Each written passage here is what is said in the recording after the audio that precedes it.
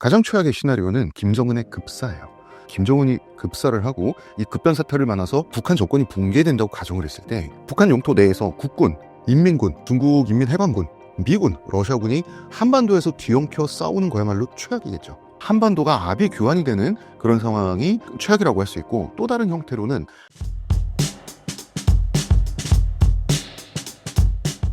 신사임당 구독자 여러분 안녕하세요. 저는 한국인의 탄생 그리고 유신 사무라이 박정희를 쓴 작가 홍대선입니다. 반갑습니다. 최근 북한의 러시아 파병 이야기가 이슈가 되고 있습니다. 어떻게 바라보고 계신가요? 세계적인 핫 이슈죠. 코리아 자랑스럽습니다. 근데 그 코리아가 노스코리아예요. 우리는 고래 싸움에서 새우등 신세라고 하는 감각을 많이 갖고 왔죠, 역사적으로. 그렇기 때문에 우리는 이래도 걱정 저래도 걱정. 그런데 미국은 겉으로는 북한을 비난하긴 하지만 속으로는 몹시 재밌을 거예요. 왜냐하면 이번 북한의 러시아 파병은 중국의 뒤통수를 후리는 거기 때문에. 어차피 북러조약은 사조가 핵심이거든요. 사조가 자동 참전 조항이에요. 뭐냐면 쌍방 중 어느 일방이 개별적인 국가 또는 여러 국가들로부터 무력 침공을 받아 전쟁 상태에 처했을 때 타방은 북한 혹은 러시아는 자동으로 할 수 있는 모든 원조를 한다. 군사적 원조까지 포함해서라는 거거든요. 이 조약 내용 자체도 중국을 발작시키는 거였어요. 실제로 중국은 발작했죠. 김정은의 발자국을 지우기까지 했어요. 외교적인 말도 안 되는 무례, 신뢰를 저지르면서까지 자기가 얼마나 화가 났다는 것을 보여줬는데, 북한은 파병 조항에 사인을 했을 뿐만 아니라 정말 파병을 했어요. 이것은 뭐냐면 중국의 사조가 정말로 작동한다는 사실을 분명히 보여준 거예요. 엄청난 경고를 보낸 겁니다. 이거는 유사시에 중국의 한반도 공략 계획을 완전히 어그러뜨리는 행위예요. 중국의 식탁을 뒤엎는 거죠. 저번에 했던 말씀을 오늘도 말씀드리지만 북한 정권 붕괴 시에, 유사시에 북한의 급변 사태가 났을 때 중국의 북부 전군은 기갑 차량을 동원해서 물밀듯이 압록강과 두만강을 건너서 물밀듯이 내려오게 돼 있어요. 최대한 많은 북한의 영토와 북한의 주민을 점유하기 위해서 내려오게 돼 있고, 우리는 중국이 꽂는 깃발을 뽑기 위해서 우리 국군은 위로 밀고 올라가게 돼 있어요. 우리가 불리합니다. 왜냐하면 압록강과 두만강은 얕은 강이에요. 사람도 그냥 건널 수 있는 강인데 기갑 차량의 입장에서 사람이 건널 수 있는 강이라는 거는 그냥 맨 땅이에요. 그러나 우리는 지뢰지대, 철조망, 방어시설 이런 것들을 통과해야 됩니다. 그 다음에 그 자욱한 자연지대, DMZ도 통과를 해야 돼요. 우리가 굉장히 불리합니다. 그런데 이때 북한이 정권이 붕괴할 때 하루 만에 24시간 만에 딱 붕괴해서 딱 사라지지 않아요. 내가 북한 정권 정통성을 가지고 있다, 내가 수뇌부다라고 하는 개인이나 세력은 어느 정도 잔존해 있게 마련이거든요. 그들 중에 하나라도 러시아에 우리 지금 중국군에 침공당한 것이다 라고 통보를 하면 러시아군이 북한 영토에 밀고 내려올 수 있어요. 중국과 어깨를 부딪히면서 너 뭐야 이러고 중국군과 교전할 수도 있는 거죠. 그러니까 말하자면 이 단순했던 상황을 복잡계 속으로 밀어넣은 거예요. 중국의 구상을 일단 엎어버리겠다는 거죠. 그리고 여기서 우리는 알 수 있죠. 북한이 가장 최악이라고 생각하는 상황은 중국의 지배하에 놓이는 상황을 북한은 최악 중에 최악이라고 생각한다. 그리고 외화벌이에 주목하는 사람들이 있습니다. 저 김정은 나쁜 녀석, 그 아무것도 모르는 자기 병사들을 용병으로 팔아가지고, 맞는 말이죠. 나쁜 짓이죠. 지금 현재 러시아군이 받는 급여가 한 월 300만 원 정도가 된다고 합니다. 죽으면 더 큰 보상금을 받고요. 아마 이것과 별다르게 그렇게 큰 차이가 나지 않을 거예요. 북한군이 받는 급여도. 큰 돈이지만 참전의 이유가 되기에는 굉장히 초라한 금액이에요. 물론 그 돈은 김정은이, 북한 정권이 다 갈취하겠죠.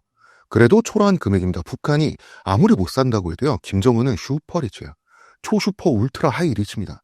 북한이 마약 수출하고 비트코인 해킹으로 버는 돈이 매월 조 단위일 게 매우 분명하고요. 어떤 일이 있었냐면 2003년에 호주로 가던 북한 선박 한 척이 검거된 적이 있어요. 이 배의 이름이 봉수호예요. 봉수호에서 100kg이 넘는 헤로인이 나왔는데 이게 당시에 우리 돈 1,400억 원이었어요. 그러니까 물가 계산하고 뭐하고 이러면 지금이면 2천억 원을 훨씬 넘는 금액이죠.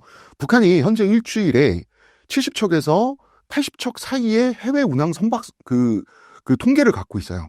이 중에 10척만 마약이 실려 있다고 하더라도 김정은의 일주일 매출은 무조건 2조 원 이상이에요. 김정은의 연간 순수익은 어쩌면 100조 원 이상이 될 수도 있어요. 월 300억이라고 하는 돈은 참전이라는 모험을 벌일 금액이 아니에요. 아무리 큰 돈이라도 목표는 따로 있는 거예요. 이 목표는 정치적인 거고요. 그것은 중국에 타격을 입히는 거예요. 세계 3차 대전 이야기도 나오고 있는 것 같은데 어떻게 생각하시나요? 북한의 목표는 3차 대전이 아니에요. 그리고 3차 대전을 피해야죠. 북한의 입장에서. 북한의 제1 목표는 중국에 흡수되지 않는 거예요. 김정은이 한 말입니다. 중국은 조선을 티벳과 위구르처럼 다루려 한다. 주한미군은 중국으로부터 나를 지켜주기 위해 필요하다. 김정은이 한 말이에요. 여러분, 세계 제1의 화약고가 중동이라고 하는데요. 거기는 화약이 자주 터지는 화약고예요. 세계에서 화약이 가장 많이 쌓인 화약고는 동북아예요. 우리가 동북아 육저회담이라고 할 때 육자가 누구누구입니까? 남북, 미중일을 넣어줘. 네.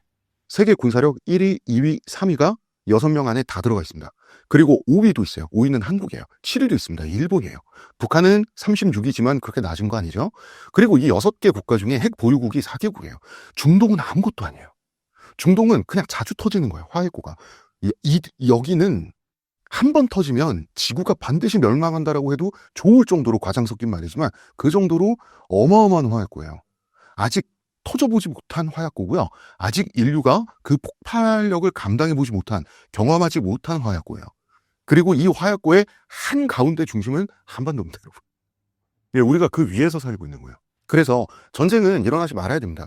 그러나 꼭 일어나야 한다면 한반도는 반드시 피해야 되겠죠. 그래서 지금 우리 정부와 우리 지도자, 대통령은 한반도의 위험 요소를 제거하기 위해서 역대 어느 대통령보다도 가장 외교를 잘해야 되고 역대 어느 대통령보다 가장 스마트하고 민첩한 사람이어야 됩니다. 예, 그런데 우리 대통령은 여기까지만 얘기하겠습니다. 이번 대선 결과가 우크라이나 전쟁의 향방을 어떻게 바꾸게 될까요? 아니 뭐 우크라이나가 망하게 생겼죠. 뭐. 예. 트럼프는 취임과 동시에 전쟁을 이틀 만에 끝내겠다고 공언했어요. 이 사람 숫자 2를 좋아하는 것 같아요. 왜냐하면 자기 수사했던 잭 스미스 특검 있잖아요. 2초 만에 해임시키겠다라고 그랬는데 예, 잭 스미스, 예, 자신사임 있죠. 이 사람 만약에 스타크래프트 했으면 홍진호 팬이었을 것 같아요. 예, 자기도 재선에 2번 도전해가지고 지금 또 재선했잖아요. 근데 생각해보니까 이 사람 이혼도 2번 했어요. 이 일을 좋아합니다. 그런데 이제 젤렌스키의 전쟁 구상은 물거품이 될 가능성이 높죠. 하지만 외적 조건이 급변하면서 일어난 일이기 때문에 지금은 어떨지 몰라도 시간이 지나면 우크라이나 역사 안에서는 역할을 인정받을 가능성이 저는 크다고 생각해요. 50년, 100년이 지나면 국토의 20%를 잃은 건 비극이죠. 그렇지만 스코어로는 실패를 하는 거지만 우크라이나의 국가적 정체성, 국가 민족 자체를 지켜냈다는 점은 장기적으로는 평가를 받을 거라고 생각해요. 왜냐하면 세계 군사력 2위에다가 핵 보유국의 전면 침공을 군사력 22위 국가가 저지하고 영토를 일부 잃었지만 멸망 피했다라고 하는 것은 그 자체로 억적이 되지 않기는 어려워요. 예. 이번 사건으로 인한 최악의 시나리오는 무엇인가요? 한반도로 불똥이 튀는 거야말로 최악 중 최악이죠. 가장 최악의 시나리오는 김정은의 급사예요. 자, 이렇게 됐을 때 김정은이 급사를 하고 이 급변 사태를 만나서 북한 정권이 붕괴된다고 가정을 했을 때 북한 영토 내에서 국군, 인민군, 중국 인민해방군, 미군, 러시아군이 한반도에서 뒤엉켜 싸우는 거야말로 최악이겠죠. 근데 거꾸로 물론 김정은은 북한 영토와 주민 상당 부분이 손쉽게 중국에게 넘어가는 거야말로 최악이라고 판단을 한 거고요. 근데 여기서 이제 최악이 되는 것도 2가지 경우일 수가 있겠죠. 첫 번째는 피하가 확실히 정해지지 않은 혼란 상황. 그야말로 이 하이에나들이, 우리도 그 하이에나 중에 한 마리가 돼서 한반도가 아비 규환이 되는 그런 상황이 최악이라고 할 수 있고, 또 다른 형태로는 한반도 내에서 국군만 우리 편이고, 미군도 다른 볼일 보러 다른 데 출장 가 있고, 중공군, 러시아군, 북한 인민군이 연합군이 되는 게 우리에게 또 다른 형태의 최악이겠죠. 하지만 그렇게 될 가능성이 지극히 낮습니다. 애초에 김정은과 푸틴이 맺은 조약은 중국을 견제하기 위한 포석이기 때문에 중공군과 러시아군이 한편이 돼서 우리와 맞설 가능성은 굉장히 적습니다. 최상의 케이스도 있겠죠. 러시아군과 북한 인민군이 한미연합군과 한편이 되고 남북이 친미적 성향의 통일을 미국에 약속을 하고 중공군을 한반도 내에서 완전히 축출을 하고 그 여파를 견디지 못해서 중국이 분열되는 거예요. 그래서 군벌끼리 수십 년 싸우는 난세가 되는데 마침 우리나 미군이 중국의 핵 발사 버튼을 또 우리가 접수한다라고 가정을 해보세요. 그리고 그 내전이 한 50년, 100년 간다고 생각해 보세요. 중국의 분열이. 그러면 우리는 중국을 경제적 식민지 삼아서 200년의 번영을 누릴 수 있겠죠. 어디까지나 판타지입니다, 여러분. 그리고 저는 사실 이런 말, 저 이거 농담입니다, 여러분. 이거 진지하게 받아주시면 안 돼요. 네, 이런 말 진지하게 하면 안 되는 겁니다. 이번 파병이 김정은의 제2의 한국전쟁 시 러시아의 참전을 유도하기 위한 노림수라는 분석도 나왔습니다. 어떻게 생각하시나요? 바로 그거예요. 그게 목적이에요. 그렇죠. 그런데 러시아가 주인공은 아닌 거예요. 중국의 계획을 망치는 게 중요하죠. 김정은은. 엘리트 탈북민들은 북한이 배신당할 거라고 말하는 경우가 많은데, 왜냐하면 이분들은 김정은에 대해서 억하심정이 있고,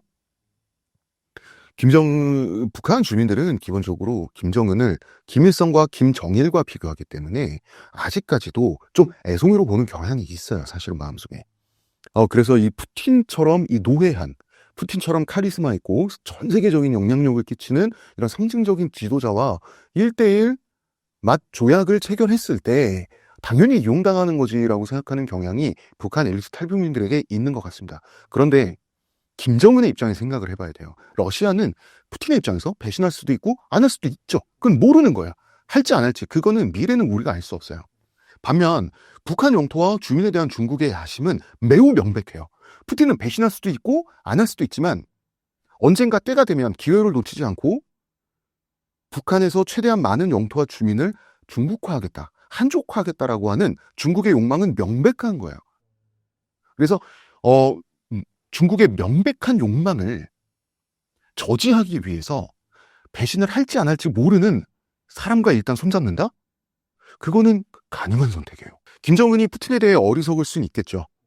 예, 푸틴에게 배신당할 수도 있겠죠. 하지만 중국을 그렇게 해서라도 경계하는 것이 더 중요하다라고 생각할 정도로 김정은은 사실 체제 유지에 있어서 굉장히 절박함을 느끼고 있는 거예요. 그리고 이 나비 효과가 북한 내부의 민심 동요에서 시작될 가능성도 크죠, 사실은. 이제는 남의 나라 전쟁에까지 우리 인민을 보내가지고 죽게 만들어 이 체제 붕괴 신호가 지금 북한이 어느 때보다 큰데 그렇기 때문에 붕괴 상황을 대비하는 거라고 볼 수도 있는 거예요. 그러니까 대비하다 보니까 더 붕괴 가능성이 높아지는 거죠. 붕괴 가능성에 대비한다라고 하는 것은 결국은 인민을 더 일하게 만드는 거고 인민을 괴롭히는 거고 인민을 착취해야지 북한은 무언가를 할 수 있는 나라인데 붕괴 가능성을 대비하기 위해서 북한 주민은 더 불만이 생기고 불만이 생길수록 붕괴 가능성은 높아지고 그렇다고 김정은의 입장에서 아무것도 안 할 수는 없고 그래서 김정은은 굉장히 끔찍한 딜레마 속에 들어가 있습니다. 김정은이 멀리서 보면 되게 귀여운 몸매잖아요. 김정은이 인형 몸매잖아요. 솔직히 좀 귀엽거든요. 그리고 전 김정은 딸 김제도 좀 귀엽게 생겼어요. 그런데 보기에는 그렇게 통실통실해도 아마 마음속은 지옥일 겁니다. 김정은. 현재 북한의 상황이 구한말 조선 같은 느낌이네요. 구한말 조선조차도 지금 북한 인민들처럼 굶주리진 않았어요. 구한말에 조선을 찾은 서양인들이 뭐라 그랬는지 아세요? 하나같이 조선 사람들은 정말 음식을 잘 먹는다. 많이 먹는다. 그리고 중국인, 일본인보다 키가 크다. 그리고 잘생겼다. 라는 표현을 했어요. 지금 북한 사람들 보세요. 지금 북한은 아마 한반도 역사상 인민이 가장 불행한 왕조가 북한의 김씨 왕조예요. 한반도 역사상 아마 그럴 거예요. 이번 트럼프의 당선을 미국 국민의 확고한 고립주의 의지라고 봐도 될까요? 일단 북한의 고립주의와는 달라요. 미국의 경우는 세계를 뒤덮을 만한 힘은 힘대로 갖고 있으면서 더 이상 미국의 비용과 노력을 세계에 헌신하지 않겠다라고 하는 거거든요. 그런데 이제 이런 겁니다. 민주당의 PC에 미국 국민들이 지친 탓도 커요. 진보라는 것의 특징이 평등과 복제를 쟁점으로 두게 마련이죠. 그런데 한 정치 세력이 진보를 추동하는 것을 자신의 존재의 의의로 두게 되면 어떤 일이 발생하냐면 진보할 것이 남아 있어야 자신들의 존재 가치도 유지가 되잖아요. 그러면은 어느 시점이 넘어가게 되면 문제가 없는 것도 문제라고 주장하게 되는 거예요. 이 정도가 심해지면 당연히 유권자들은 질리게 되죠. 자, 보세요. 미국의 어떤 아저씨를 생각해 보세요. 태어났더니 백인이고 태어났더니 남자였어요. 그냥 나이 먹고 자라서 일하면서 그렇다고 남들보다 잘 살지도 못하는데 너의 존재가 잘못됐다고 하면 혹은 너의 생활과 생각이 폭력이다라고 한다면 누가 참아요? 누가 참습니까? 우리나라에서 정의당이 소멸하는 과정을 한번 우리 복귀해 볼까요? 정의당의 역사는 노동투쟁의 역사였어요. 노동자와 연대했단 말이에요. 노동에서 여권으로 갑자기 방향을 틀었었죠. 그거는 뭐냐면 새 먹거리를 찾을 거예요. 물론 여권 중요하죠. 인권은 소중해요. 그런데 노동자와 사회적 약자와 연대를 하다가 방향을 그렇게 갑자기 바꿔버리면 그거는 장사 품목을 바꾼 것밖에 되지가 않아요. 언제나 우리는 다르다라는 게 정의당의 마케팅이었는데 그들의 정치가 사실은 장사였다라고 하는 걸 드러내면 그러면은 그때부터 누가 지지합니까? 그 다음에 가장 마지막 선거에서 정의당은 또 품목을 바꿨죠. 여권에서 한 번 더 바꿨어요. 아이템을. 이번에는 녹색. 녹색을 떼와가지고 녹색이라는 물건을 떼와가지고 녹색 정의당으로 나왔었잖아요. 예, 그래서 망했죠.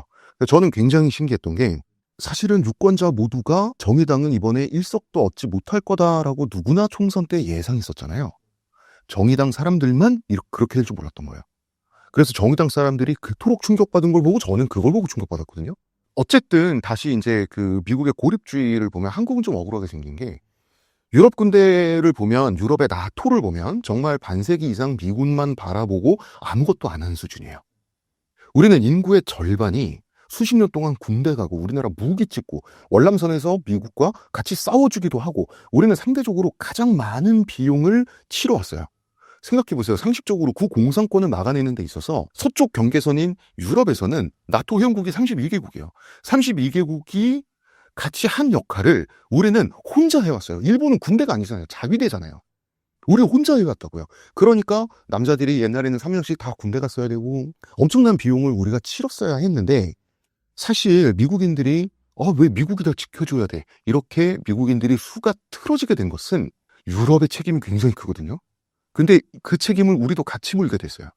우리는 상대적으로 가장 많은 희생을 치러왔는데도 불구하고 그렇게 되게 생겼어요. 하여간 유럽 얘네는 옛날에 제국주의 시절부터 도움이 안 됩니다. 현재 미국 내 정치적 상황이 얼마나 심각하길래 미국 스스로 전 세계적 영향력을 축소하려고 하는 건가요? 영향력을 확장하는 것도 축소하는 것도 모두 미국, 자국의 이익을 위해서요. 미국은 세계에서 거의 유일하게 식량부터 자원 그리고 소비력에 이르기까지 그야말로 모든 것이 자급자족되는 나라예요. 얼마 전에도 뭐 가스전 하나 터졌다 그러죠. 하여간 이 나라는 과거 로마 제국은 지중해 세계에 영향력을 행사해야만 했어요. 왜 그랬을까요? 이집트를 포함해서 본토 외의 다른 지역에서 생산되는 밀이 존재하지 않는다면 로마 사람들은 다 굶어 죽을 판이었어요. 과거 송나라와 명나라와 같은 중국의 한족 제국조차 유목민에게 시장을 개방해서 교역을 하지 않으면 말을 얻을 수 없었어요. 그래서 말을 사고 파는 시장이라고 해서 마시라고 하죠. 미국은 마시조차 필요가 없죠. 더군다나 미국은 현재 자기 혼자만 가파른 경제 상승 중에 있어요. 첨단 기술의 발달, 그 다음에 스타트업의 발전이 말도 안 되는 수준이에요. 확실히 미국은 자신감이 있는 것 같아요. 말도 안 되게 부러운 나라인데요. 미국의 고립주의는 어떤 북한처럼 공포에 의해서가 아니라 우리 민족끼리 뭐 이런 게 아니라 자신감의 표현이기도 해요. 미국의 고립주의는 한번 해볼까? 고립주의 한번 해서 오직 메이드 인 아메리카만으로 한번 살아봐? 그런 실험을 해도 되잖아요, 미국은. 그 실험에 실패하면 고립주의 말고 다시 개방하면 돼요. 그러니까 미국은 그 실험을 할 수 있는 나라예요. 할 수 있는 실험을 해본다라고 하는 생각이 있는 것 같고요. 그리고 미국 유권자들도 미국을 제외한 외부 세계에 대해서 과거 같은 책임감이나 애정 별로 없어요. 네. 평화의 시대는 끝났다는 이야기에 대해서는 어떻게 생각하시나요? 맞다고 생각해요. 평화의 시대는 끝나가고 있어요. 인류 문명은 진보만 하지 않아요. 이게 사람들의 커다란 착각이에요. 중국의 웬만한 통일 왕조에 태평성대 기간은 웬만하면 다 있었어요. 그런데 밀란이 발생하고 천하가 분열되는 시기 역시도 반복적으로 찾아왔어요. 우리 할아버지 세대는 밥이 없었다라고 하죠. 그리고 부모님 세대는 자유가 없었다 그래요. 그러면서 어르신들은 항상 얘기합니다. 세상 참 좋아졌다고. 우리는 그런 말을 듣고 자랐어요. 우리 자신도 한국이 발전하는 모습만 보면서 자라고 나이 먹었어요. 일본에서 한류가 유행한다? 일본 사람들이 일본 가수보다 한국 가수를 더 윗등급의 아티스트로 생각한다? 이거를 제 고등학생 때 상상을 못해서요. 우리는 발전하는 모습만 보면서 나이 먹었단 말이에요. 그러나 인류 역사는 삶의 질이 올라가면 반드시 하락하는 거를 반복해왔어요. 영원한 지속적인 발전이라는 게 없어요. 이게 우리의 착각이에요. 진보는 기계적으로 계속되지 않아요. 전체적으로는 인류 문명의 수준을 우상향했죠. 우상향을 했지만 그래프의 디테일을 보면 올라갔다 내려갔다 올라갔다 내려갔다 그래요. 분명히 말씀드릴 수 있는 거는 지금 우리는 하강기에 있어요. 그래서 지금 젊은 세대는 최초로 부모 세대보다 가난한 세대가 될 거고요. 그리고 전란에 휩싸일 가능성이 퍽 있습니다. 퍽 있어요. 우리는 살면서 일생에 한 번 이상 혹은 2번 정도쯤 국가의 배급을 타먹을 수도 있습니다. 그런데 평화의 시대는 끝날 수도 있지만 언제 다시 오게 될 수도 있죠. 단지 그걸 모른다라고 하는 게 저의 무서움인데, 여러분 88 올림픽에서부터 20년 동안 올림픽 개막식, 폐막식은 하나같이 인류의 화합과 공존을 노래했어요. 이제는 인류 공영의 시대다 라고 하는 것을 상식적으로 받아들였어요, 모든 사람들이. 그래서 괜히 88 올림픽을 대단하다고 하는 게 아니에요. 굉장히 상징적인 올림픽이에요. 그런데 2008년 베이징 올림픽부터 최근 파리 올림픽까지의 트렌드는 뭐냐? 자국의 잘남을 선전하고 우리 이만큼 대단해 라는 걸 알아달라고 강요하는 트렌드로 바뀌었어요. 그리고 우리가 가진 게 이렇게나 많아. 좀 인정해줘. 고개 좀 숙여봐. 눈 좀 깔아볼래? 라고 하는 게 그래서 2008 베이징 올림픽과 최근의 파리 올림픽이 굉장히 유사해요. 네. 그래서 88 올림픽과 같은 우아한 인류 보편적인 아가페적인 그런 것을 강조하는 그런 올림픽 개회식 폐막식을 우리는 구경한 지가 이제 벌써 오래된 거예요.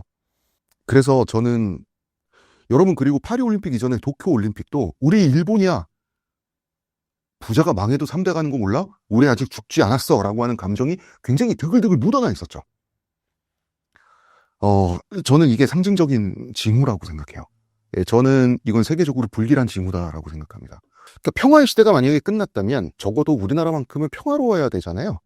그래서 어느 때보다 뛰어난 대통령과 행정부가 필요한 시점이죠. 가장 머리를 비상하게 굴려야 되는 시기가 바로 지금입니다. 그렇기 때문에 바로 지금 우리나라의 대통령은 역대 대통령 중에 가장 비상한 사람이어야 됩니다. 과연 미국은 지난 100년간의 압도적 세계 패권국의 자리에서 내려오게 될까요? 영원한 일강은 없어요. 내려가겠죠. 그런데 오래 갈 거예요. 로마 제국이 내적 모순으로 로마 제국의 국운이 꺾이기 시작해서 망할 때까지 200년이 걸렸어요. 200년은 엄청난 시간이에요. 200년은 중국의 평균적으로 한 왕조의 평균 존속 기간이 200년 정도예요. 그리고 미국은 중국에 대해서 완전히 결론을 내렸어요. 반드시 싹을 자른다. 반드시 싹을 자른다라고 완전한 결론을 내린 상태예요. 물론 미국 사회의 내적 모순이 불거지고 있죠. 지난 정권에 대한 정치 보복을 절대 하지 않는다는 굉장히 유용한 미국적인 관습이 지금 미풍양속의 미국도 사라졌죠. 아주 그냥 두고 봐라. 내가 당선만 돼봐라. 그냥 다 죽여버린다라고 하는, 그리고 대선 후보가 승리한 대선 후보에게 당선 축하 메시지를 전하고 그 메시지를 받고 나서 유권자들에게 감사 인사를 전하는 이 관습도 지금 사라졌어요. 이거를 가장 먼저 시작한 건 힐러리였죠. 예, 힐러리 클린턴이 그때 당시에 당선자였던 트럼프에게 당선 축하 메시지를 씹었죠. 그러니까 말하자면 미국 문화에서, 미국 정치에서 덕담도 사라졌어요. 그리고 의회를 점령하라라고 하잖아요. 사실 이거 반영이거든요. 그런데 로마 제국도 근위대가 황제를 암살하고 새 황제를 옹립하고 이런 그 혼란기를 보면 굉장히 한심해요. 5 황제의 해, 이런 해도 있어요. 한 해에 황제가 4번이 갈렸어요. 그리고 소위 군인 황제라고 하는 아주 한심해 보이는 혼란기를 겪는 와중에도 로마는 패권국이었어요. 그러니까 미국의 내적 모순이 점점 심화되고 미국 정치가 한심해진다라고 해서, 그래서 미국이 패권을 잃는다라고 하는 좀 다른 개념이에요. 한심한 시대가 지나면 또다시 위대한 시기가 오기도 하는 게 패권국의 역사엔 또 자주 있어요. 로마가 네로, 칼리굴라 이런 막장 황제가 나왔고 한 해에 황제가 4명이 배출되는 막장 시기가 있었는데도, 그리고 그 뒤로도 혼란기가 있었어요. 도미티아누스라고 하는 황제가 있었는데 이 사람은 로마의 김일성이에요. 자기 우상화에 엄청 집착한 굉장히 좀 그 성격 나쁜 괴짜란 말이에요. 그러나 그 유명한 로마의 전성기라고 하는 그 뒤에 오현제 시기가 오게 돼요. 이 중에 가장 유명한 황제가 아우렐리우스 황제죠. 황제 겸 철학자, 글도 엄청 잘 쓰고, 예. 그래서 전성기를 구가하게 되는데 미국이 정신을 못 차리고 점점 한심해져도 그 힘은 당분간 오래 갈 겁니다. 그 힘이 당분간 오래 갈 거기 때문에 정신 차릴 기회도 있는 거예요. 그래서 정신 차리고 세계 제1 제국다운 클래스를 회복해서 제2의 전성기가 올 가능성도 있어요. 앞으로 당분간은 미국이 일진입니다. 여기서 말하는 당분간은 10년, 20년이 아니라 저는 그래도 한 100년 봅니다. 세계 역사 속에서 강력했던 제국과 현재 미국의 다른 점이 있을까요? 규모죠. 규모. 사실 태평양은 미국의 내해죠. 지중해가 로마 제국의 내해였던 것처럼. 네. 그 규모가 세계의 번영을 많이 책임졌죠. 가령 지중해는 한때 세계에서 가장 좋은 바다였어요. 해적이 없으니까. 해적이 왜 없었을까요? 해적이 있으면 로마 해군이 때려 부숴 주었기 때문이에요. 지금은 태평양이 그렇죠. 그게 미국의 힘이에요. 대서양도 그렇죠. 대서양 태평양을, 그러니까 바다의 안전을 지켜준다라고 하는 것은 엄청난 거예요. 그리고 우리가 불과 150년 전까지 해적이 합법이었어요. 사략선이 합법이었다고요. 그래서 바다에서 프랑스 배와 영국 배가 만나면 즉시 교전에 돌입했어요. 바다 위에는 경찰이란 게 존재하지 않았기 때문에. 그러나 전 지구의 바다를 미국이라고 하는 경찰이 그 안전 보장을 해주기 때문에 우리가 수출로 먹고 살았던 거예요. 안 그랬으면 우리나라 가난에서 벗어나지 못했어요. 예, 이런 것들을 생각해 보면 사실 그런 게 있죠. 팍스 로마나가 있었고 몽골 제국 시기에는 팍스 몽골리카가 있었어요. 지금은 팍스 아메리카나인데 팍스 아메리카나는 규모가 전 지구적이다라고 하는 그 규모에서 차이가 있습니다. 그래서 우리나라는 정말 극동에 붙어 있잖아요. 동쪽 맨 끝에 붙어 있기 때문에 어떤 물류의 유통 비용이 전 세계적으로 가장 높은 국가란 말이에요. 우리나라는.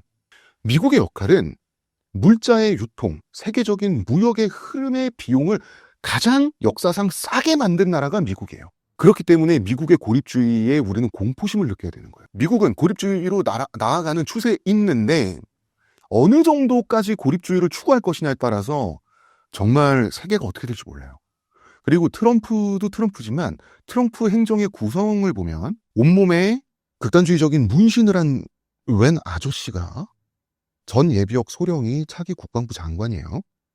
그리고 가장 중요한 삼성으로 치면 옛날에 구조본부장 했었던 그 이학주에 해당하는 역할을 미국 내 넘버 2가 지금 일론 머스크가 되는데, 일론 머스크가 굉장히 천재적이고 유능한 인물이지만 이 사람의 정신 상태가 과연 일반적이냐 혹은 정상적이냐 아무도 그렇게 생각하는 사람 없죠.